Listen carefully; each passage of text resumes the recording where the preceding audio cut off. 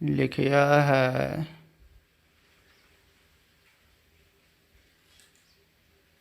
ਕਿ ਆਪਣੇ ਸਰੂਪ 'ਚ ਰਹਿਣ ਦੀ ਕੋਈ ਸਾਧਨਾ ਹੈ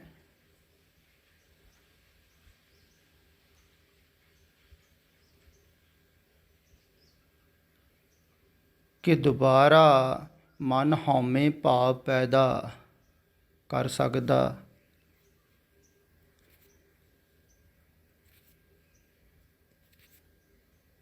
ਉਹ ਜਿਹੜਾ ਆਪਣਾ ਸਰੂਪ ਹੈ ਨਾ,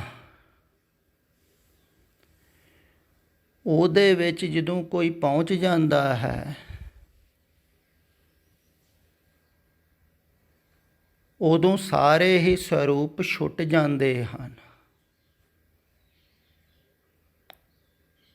ਉੱਥੇ ਜਾ ਕੇ ਇਹ ਨਹੀਂ ਪਤਾ ਲੱਗਦਾ ਹੈ ਵੀ ਆਪਣਾ ਸਰੂਪ, ਕਿਹਾ ਤੇ ਜਾਂਦਾ ਹੈ ਸਰੂਪ ਹੀ, ਕਿਉਂਕਿ ਕਹਿਣਾ ਪੈਂਦਾ ਹੈ, ਕਹਿਣਾ ਤੇ ਇੱਦਾਂ ਹੀ ਪੈਂਦਾ ਹੈ ਸਰੂਪ, ਪਰ ਉੱਥੇ ਜਾ ਕੇ ਪਤਾ ਨਹੀਂ ਲੱਗਦਾ ਹੈ।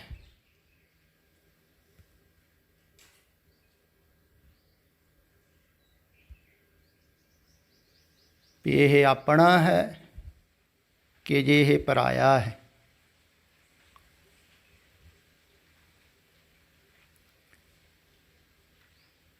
ਉੱਥੇ ਇੱਕੋ ਹੀ ਸਰੂਪ ਹੈ ਪਰਮਾਤਮਾ ਦਾ।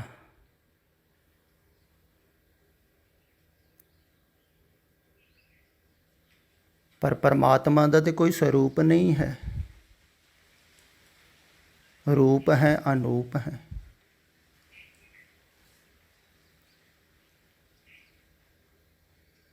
ਉਹਦਾ ਤੇ ਕੋਈ ਰੂਪ ਨਹੀਂ ਹੈ ਨਾ, ਜਿਹਦਾ ਰੂਪ ਹੋਵੇਗਾ ਉਹਦਾ ਸਰੂਪ ਹੁੰਦਾ ਹੈ। ਇਸ ਕਰਕੇ ਪਰਮਾਤਮਾ ਦੇ ਵਿੱਚ ਸਾਰੇ ਰੂਪ ਖੋ ਜਾਂਦੇ ਹਨ। ਉੱਥੇ ਇਉਂ ਨਹੀਂ ਪਤਾ ਲੱਗਦਾ ਹੈ ਵੀ ਆਪਣਾ ਸਰੂਪ, ਕਿਉਂਕਿ ਉੱਥੇ ਹਉ ਨਹੀਂ ਹੁੰਦੀ ਹੈ। ਤੇ ਜਿੱਥੇ ਹਉ ਨਾ ਹੋਵੇ ਤਾਂ ਉੱਥੇ ਆਪਣਾ ਕਿੱਥੇ, ਉੱਥੇ ਸਰੂਪ ਹੀ ਹੁੰਦਾ ਹੈ। ਪਰ ਸਰੂਪ ਵੀ ਵੈਸਾ ਨਹੀਂ ਹੁੰਦਾ ਹੈ ਜੈਸੇ ਸਰੂਪ ਤੁਸੀਂ ਜਾਣਦੇ ਹੋ।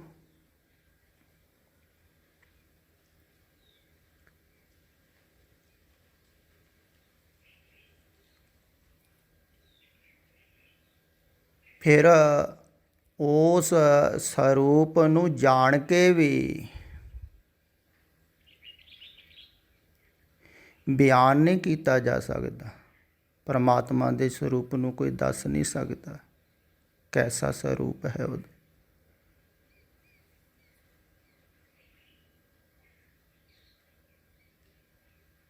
ਕਿਉਂਕਿ ਉਹਦੇ ਸਰੂਪ ਦੇ ਵਿੱਚ ਉਹ ਹੀ ਜਾਂਦਾ ਹੈ ਜਿਹੜਾ ਇਹ ਬਾਹਰਲੇ ਸਰੂਪ ਛੱਡ ਦਿੰਦਾ ਹੈ। ਸਰੀਰ, ਜਿਹਨੂੰ ਤੁਸੀਂ ਆਪਣਾ ਸਰੂਪ ਸਮਝਦੇ ਹੋ, ਮਨ, ਇਹਨਾਂ ਦੋਨਾਂ ਦੁਆਰਾ ਹੀ ਜੋ ਜਾਣਿਆ ਜਾਂਦਾ ਹੈ ਨਾ, ਉਹ ਝੂਠ ਹੈ। ਤੇ ਇਹਨਾਂ ਤੋਂ ਪਾਰ ਜੋ ਜਾਣਿਆ ਜਾਂਦਾ ਹੈ ਉਹ ਸਤ ਸਰੂਪ ਹੈ।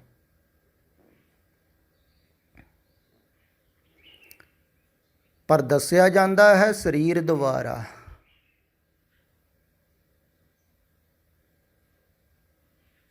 ਜਾਣਿਆ ਜਾਂਦਾ ਹੈ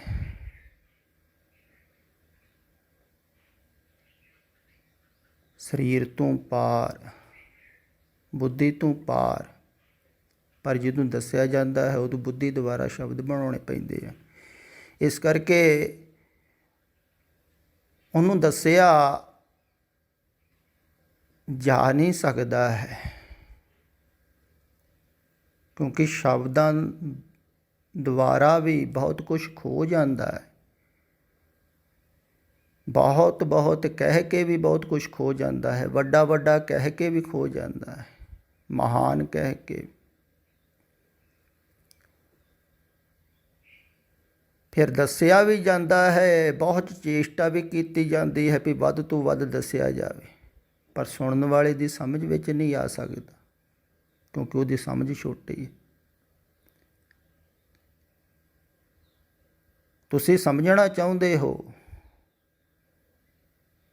ਉਸ ਸਰੂਪ ਨੂੰ,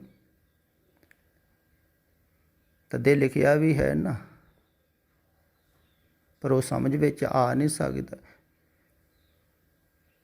ਆਦਮੀ ਵੀ ਦੇਖੋ ਕਮਾਲ ਦਾ ਹੀ ਹੈ ਨਾ, ਉਹ ਅੱਗੇ ਦੀ ਗੱਲ ਵੀ ਸਮਝਣੀ ਚਾਹੁੰਦਾ। ਜਿਵੇਂ ਪਿੱਛੇ ਇੱਕ ਗੁਰਮੁਖ ਪਿਆਰੇ ਨੇ ਸ਼ਬਦ ਭੇਜਿਆ ਸੀ ਨਾ,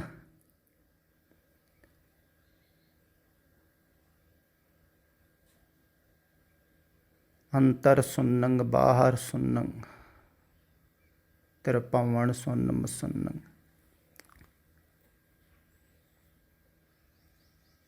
ਵੀ ਇਹਨੂੰ ਖੋਲ ਕੇ ਸਮਝਾਓ।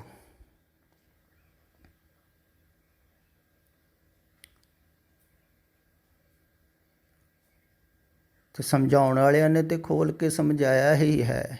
ਇਸ ਕਰਕੇ ਨਹੀਂ ਸਮਝਾਇਆ ਹੈ ਵੀ ਤੁਹਾਡੀ ਸਮਝ ਵਿੱਚ ਆ ਜਾਵੇਗਾ, ਉਹਨਾਂ ਨੇ ਇਸ ਕਰਕੇ ਸਮਝਾਇਆ ਹੈ ਵੀ ਤੁਸੀਂ ਵੀ ਉੱਥੇ ਜਾ ਕੇ ਪਹੁੰਚੋਗੇ ਨਾ ਜਦੋਂ, ਤੇ ਤੁਹਾਨੂੰ ਵੀ ਐਸੀ ਪ੍ਰਤੀਤੀ ਹੋਵੇਗੀ, ਤੁਸੀਂ ਵੀ ਜਾਣੋਗੇ ਵੀ ਉਹਨਾਂ ਨੇ ਸੱਚ ਕਿਹਾ ਹੈ ਜਿਨ੍ਹਾਂ ਨੇ ਜਾਣਿਆ। ਇਸ ਕਰਕੇ ਕਿਹਾ ਹੈ ਗਾਹਾਂ ਦੀਆਂ ਗੱਲਾਂ।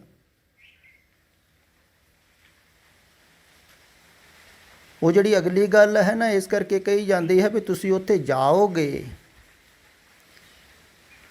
ਤਾਂ ਸਮਝੋਗੇ, ਤੁਹਾਨੂੰ ਪ੍ਰਤੀਤੀ ਹੋਵੇਗੀ। ਜਿਵੇਂ ਇਵੇਂ ਸਮਝ ਲਵੋ ਵੀ ਮੈਂ ਤੁਹਾਨੂੰ ਕਿਹਾ ਹੈ ਵੀ ਇਸ ਰਸਤੇ ਜਾਓ, ਤੇ ਇੰਨੀ ਦੂਰੀ 'ਤੇ ਜਾ ਕੇ ਤੁਹਾਨੂੰ ਇੱਕ ਬਹੁਤ ਹੀ ਸੁੰਦਰ ਬਗੀਚਾ, ਬਹੁਤ ਸੁੰਦਰ ਦਰਖਤ, ਬਹੁਤ ਸੁੰਦਰ ਝਰਨੇ, ਬਹੁਤ ਹੀ ਸੁੰਦਰ ਦ੍ਰਿਸ਼ ਮਿਲੇ। ਤੁਸੀਂ ਸੁਣ ਲਿਆ ਪਰ ਉਸ ਰਸਤੇ 'ਤੇ ਚੱਲੇ ਨਹੀਂ, ਤੇ ਤੁਹਾਨੂੰ ਉਹ ਜੋ ਕਿਹਾ ਹੋਇਆ ਹੈ ਦ੍ਰਿਸ਼ ਸੁੰਦਰਤਾ ਦਾ, ਉਹਦਾ ਪਤਾ ਥੋੜ੍ਹੀ ਲੱਗ ਗਿਆ, ਕਿਉਂਕਿ ਚੱਲੇ ਨਹੀਂ ਨਾ ਤੁਸੀਂ। ਜਦੋਂ ਚੱਲੋਗੇ ਉਸ ਬਗੀਚੇ ਦੇ ਵਿੱਚ ਪਹੁੰਚ ਜਾਓਗੇ, ਫਿਰ ਤੁਹਾਨੂੰ ਵਾਸਤਵਿਕ ਪਤਾ ਲੱਗੇਗਾ ਵੀ ਜੋ ਕਿਹਾ ਹੈ ਵੈਸਾ ਹੀ ਹੈ। ਫਿਰ ਸ਼ਰਧਾ ਪੈਦਾ ਹੁੰਦੀ,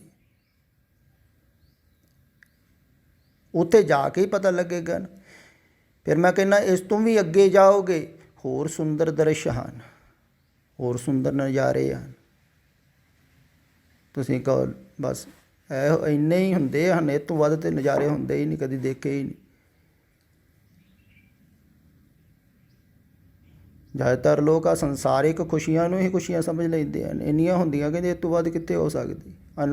ਆਨੰਦ ਨੂੰ ਹੀ ਖੁਸ਼ੀ ਸਮਝਦੇ ਹਨ, ਪਰ ਤੁਹਾਨੂੰ ਪਤਾ ਥੋੜ੍ਹੀ ਲੱਗੇਗਾ, ਉੱਥੇ ਜਾ ਕੇ ਪਤਾ ਲੱਗੇਗਾ ਵੀ ਉਹ ਉੱਥੇ ਖੁਸ਼ੀ ਸੰਭਾਲ ਨਹੀਂ ਹੁੰਦੀ, ਡੁੱਲ ਡੁੱਲ ਪੈਂਦੀ। ਅਤੇ ਉਹ ਅੱਗੇ ਜਾ ਕੇ ਪਤਾ ਲੱਗੇਗਾ ਫਿਰ ਤੁਹਾਨੂੰ, ਜਦੋਂ ਉੱਥੇ ਪਹੁੰਚੋਗੇ। ਇੱਦਾਂ ਹੀ ਮਾਰਗ 'ਤੇ ਚੱਲਦੇ ਚੱਲਦੇ ਅੱਗੇ ਮੰਜ਼ਿਲ ਦੀ ਗੱਲ ਕੀਤੀ ਹੋਈ ਹੈ, ਮੰਜ਼ਿਲ 'ਤੇ ਜਾ ਕੇ ਤੁਹਾਨੂੰ ਪਤਾ ਲੱਗੇਗਾ ਵੀ ਮੰਜ਼ਿਲ ਕੈਸੀ ਹੈ।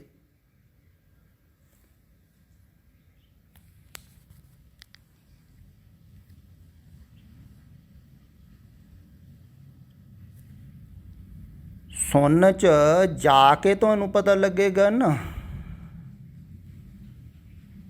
ਵੀ ਉੱਥੇ ਸੁਣ ਜਿਹੜੀ ਹੈ ਨਾ, ਉਹ ਸੁਣ ਵਰਗੀ ਨਹੀਂ ਹੈ, ਉਹ ਸੁਣ ਵੀ ਪਰਿਪੂਰਨ ਹੈ। ਤਦੇ ਕਿਹਾ ਹੈ ਨਾ ਪਰਿਪੂਰਨ ਪਰਮਾਤਮਾ।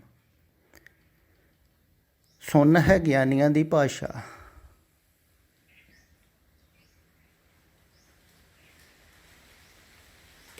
ਜਿਹੜੇ ਉਸ ਮਾਰਗ 'ਤੇ ਜਾਂਦੇ ਹਨ ਗਿਆਨ ਦੇ, ਧਿਆਨ ਦੇ, ਤੋਂ ਸੁੰਨ ਹੋ ਜਾਂਦੇ ਹਨ, ਤਾਂ ਉਹਨਾਂ ਨੇ ਸੁਣ ਕਿਹਾ ਹੈ। ਪੂਰਨ ਹੈ ਭਗਤਾਂ ਦੀ ਭਾਸ਼ਾ, ਪ੍ਰੇਮੀਆਂ ਦੀ ਭਾਸ਼ਾ। ਉਹ ਜਦੋਂ ਪਹੁੰਚਦੇ ਹਨ ਤਾਂ ਕਹਿੰਦੇ ਹਨ ਪਰਿਪੂਰਨ ਹੈ ਪਰਮਾਤਮਾ। ਹੈ ਉਹ ਦੋਵੇਂ ਹੀ। ਹੁਣ ਤੁਸੀਂ ਸਮਝੋਗੇ ਕਿਵੇਂ? ਵੀ ਉਹ ਸੁੰਨ ਵੀ ਹੈ ਤੇ ਪੂਰਨ ਵੀ ਹੈ। ਬੁੱਧੀ ਦੇ ਤਲ 'ਤੇ ਥੋੜ੍ਹੀ ਸਮਝੋਗੇ। ਨੇੜੇ ਤੋਂ ਨੇੜੇ ਵੀ ਹੈ, ਦੂਰ ਤੋਂ ਦੂਰ ਵੀ ਹੈ, ਵੱਡੇ ਤੋਂ ਵੱਡਾ ਵੀ ਹੈ, ਛੋਟੇ ਤੋਂ ਛੋਟਾ ਵੀ ਹੈ। ਹੁਣ ਕਿਵੇਂ ਸਮਝੋਗੇ? ਉੱਥੇ ਦਵੈਤ ਮਿਟ ਜਾਂਦੀ ਹੈ। ਉੱਥੇ ਪ੍ਰਕਾਸ਼ ਹਨੇਰੇ ਵਿੱਚ, ਹਨੇਰਾ ਪ੍ਰਕਾਸ਼ ਵਿੱਚ ਸਮਾ ਜਾਂਦਾ ਹੈ। ਉਹਨੂੰ ਸਮਝੋਗੇ ਕਿਵੇਂ? ਸਮਝੋਗੇ ਥੋੜ੍ਹੀ। ਤੇ ਜਾਓਗੇ ਤਾਂ ਹੀ ਪਤਾ ਲੱਗੇਗਾ। ਤੇ ਜਾਓਗੇ ਤੁਸੀਂ ਜਦੋਂ ਪਤਾ ਵੀ ਲੱਗ ਜਾਵੇਗਾ ਤੁਹਾਨੂੰ ਵੀ, ਤਾਂ ਵੀ ਤੁਸੀਂ ਪੂਰਾ ਪੂਰਾ ਦੱਸ ਨਹੀਂ ਸਕਦੇ ਹੋ, ਕਿਉਂਕਿ ਦੱਸਣ ਵਾਸਤੇ ਫਿਰ ਇਹ ਸਰੀਰ ਦਾ ਉਪਯੋਗ ਕਰਨਾ ਪੈਂਦਾ ਹੈ, ਸ਼ਬਦਾਂ ਦਾ ਉਪਯੋਗ ਕਰਨਾ ਪੈਂਦਾ, ਅਤੇ ਸ਼ਬਦਾਂ ਦੁਆਰਾ ਉਹ ਦੱਸਿਆ ਨਹੀਂ ਜਾਂਦਾ। ਆ ਕਥ ਨਾ ਕਥਨਾ ਜਾਏ।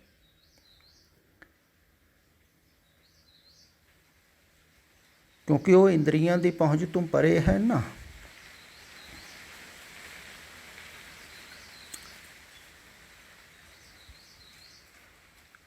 ਉਹ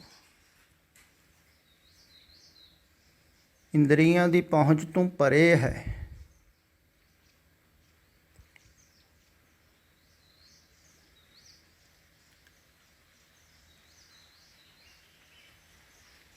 ਹੁਣ ਜੋ ਵੀ ਤੁਸੀਂ ਦੇਖ ਰਹੇ ਹੋ,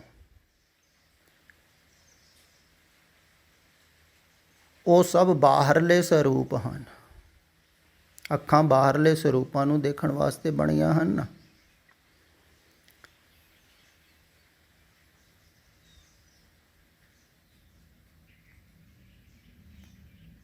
ਤੇ ਕੰਨ ਬਾਹਰਲੇ ਸਰੂਪ ਨੂੰ ਸੁਣਨ ਵਾਸਤੇ ਬਣਿਆ ਹੋਏ ਹਨ। ਬਾਹਰਲੇ ਨਾਦ ਨੂੰ ਸੁਣਨ ਵਾਸਤੇ ਬਣੇ ਹੋਏ। ਤੇ ਜਿੰਨੇ ਵੀ ਇੰਦਰੇ ਹਨ, ਇਹ ਸੰਸਾਰ ਵਾਸਤੇ ਬਣੇ ਹੋਏ ਹਨ, ਤੇ ਸੰਸਾਰ ਨੂੰ ਹੀ ਜਾਣ ਸਕਦੇ ਹਨ, ਬਾਹਰਲੇ ਸਰੂਪਾਂ ਨੂੰ ਹੀ ਜਾਣ ਸਕਦੇ ਹਨ। ਤੇ ਅੰਦਰਲੇ ਸਰੂਪ ਨੂੰ ਜਾਣਨ ਵਾਸਤੇ ਇਹ ਬਾਹਰਲੇ ਸਰੂਪਾਂ ਤੋਂ ਧਿਆਨ ਹਟਾਉਣਾ ਹੈ।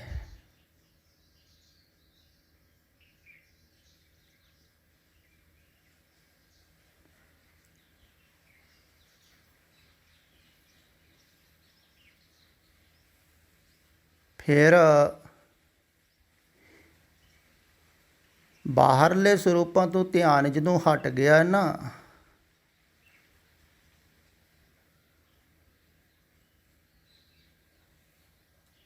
ਬਾਹਰਲੇ ਸਰੂਪ ਤੁਸੀਂ ਅੰਦਰੋਂ ਮਿਟਾਉਂਦੇ ਗਏ। ਬਾਹਰਲੇ ਸਰੂਪ ਬਾਹਰ ਹੀ ਨਹੀਂ ਹਨ, ਉਹ ਤੁਹਾਡੇ ਅੰਦਰ ਹਨ। ਉਹ ਸਰੂਪਾਂ ਨੂੰ ਤੁਸੀਂ ਸੁਪਨੇ ਦੇ ਵਿੱਚ ਦੇਖਦੇ ਹੋ। ਤੁਸੀਂ ਸੌਂ ਜਾਂਦੇ ਹੋ, ਮਨ ਫਿਰ ਉਹ ਸਰੂਪਾਂ ਨੂੰ ਕੱਢ ਲੈਂਦਾ ਹੈ ਅੰਦਰੋਂ, ਫੋਟੋਆਂ ਨੂੰ, ਜਿਵੇਂ ਕੋਈ ਚੋਰੀ ਛਿੱਪੇ ਕੱਢ ਨਹੀਂ ਲੈਂਦਾ, ਪਈਆਂ ਹਨ ਅੰਦਰ ਤੁਹਾਡੇ ਸਟੋਰ 'ਚ, ਉਹ ਕੱਢ ਲੈਂਦਾ ਹੈ। ਸਟੋਰ 'ਚ ਤੁਸੀਂ ਰੱਖ ਸਕਦੇ ਹੋ। ਦੇਖੋ, ਤੁਹਾਨੂੰ ਤਾਂ ਪਤਾ ਨਹੀਂ ਹੈ, ਚੋਰੀ ਹੀ ਕੱਢਦਾ ਹੈ ਰਾਤ ਨੂੰ, ਫਿਰ ਔਰ ਦੇਖਦਾ ਰਹਿੰਦਾ।